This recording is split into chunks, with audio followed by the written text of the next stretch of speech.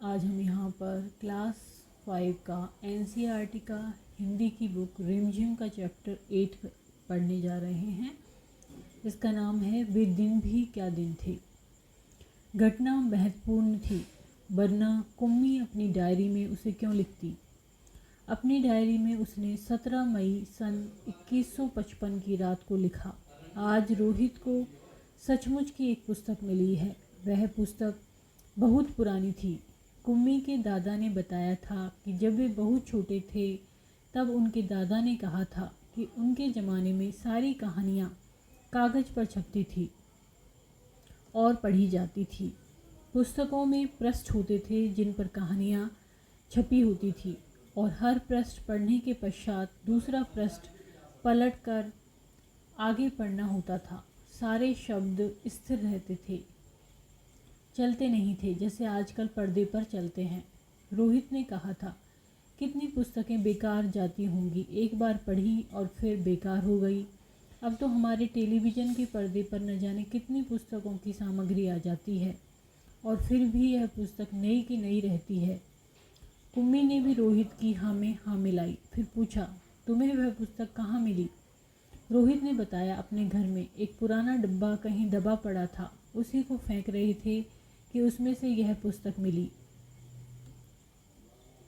इसमें क्या लिखा है? स्कूलों के बारे में लिखा है। स्कूल? कुम्मी ने प्रश्न किया। उसके विषय में लिखने को ही है क्या? ही क्या?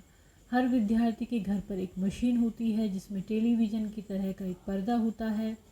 रोज़ नियमित रूप से उसके सामने बैठकर हमें वह सब याद करना होता है जो वह मशीन हमें बताती है।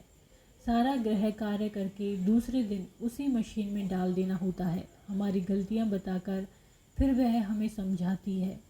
एक विषय पूरा होने पर वही मशीन हमारी परीक्षा लेकर हमें आगे पढ़ाना आरंभ कर देती है। कहते कहते कुम्मी थक गई थी। अंत में बोली, कितना उबाऊ होता है यह सारा स्कूल का काम। रोहित मुस्कुराते हुए उसकी बातें सुन रहा था। अरे बुद्धू, जैसे स्कूल का वर्णन इस पुस्तक में है वह इससे भिन्न होता था। इसमें तो उन स्कूलों के बारे में लिखा है जो सदियों पहले होते थे। कुम्मी के मन में कुछ उत्सुकता जगी। बोली, फिर भी उनके यहाँ मशीन के बने अध्यापक तो होते ही होंगे। कुम्मी को याद आया कि एक बार जब उससे भूगोल में रोज़ वही गलतियाँ होने लगी थी तो उसकी माँ ने मोहल्ले के अध्यक्ष को बताया था।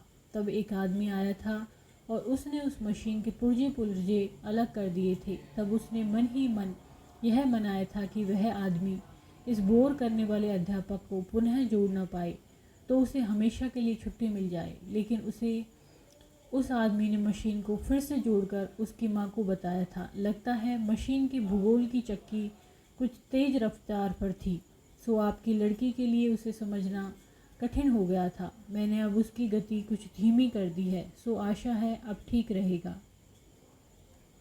और कुम्मी को उसी समय भूगोल का सबक सीखने बैठ जाना पड़ा था।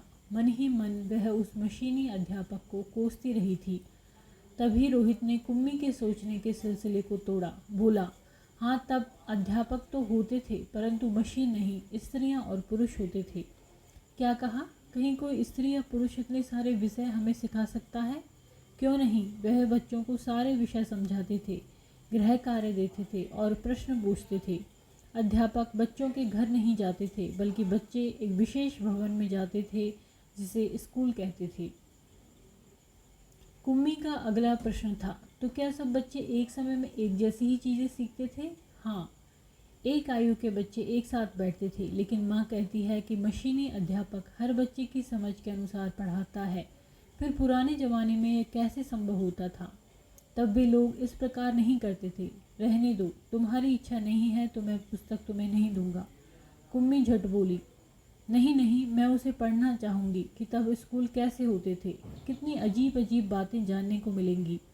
इतने में अंदर से माँ की आवाज़ सुनकर कुम्मी बोली, लगता है सबक का समय हो गया है।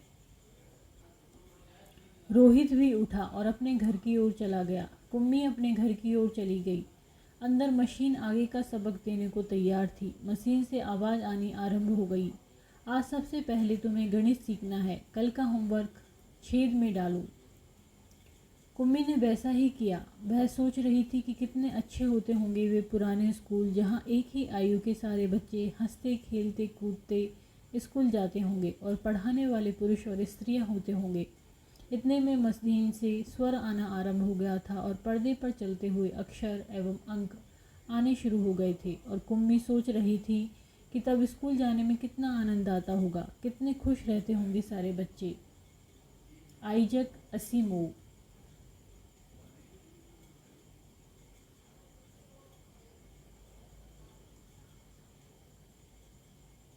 धन्यवाद।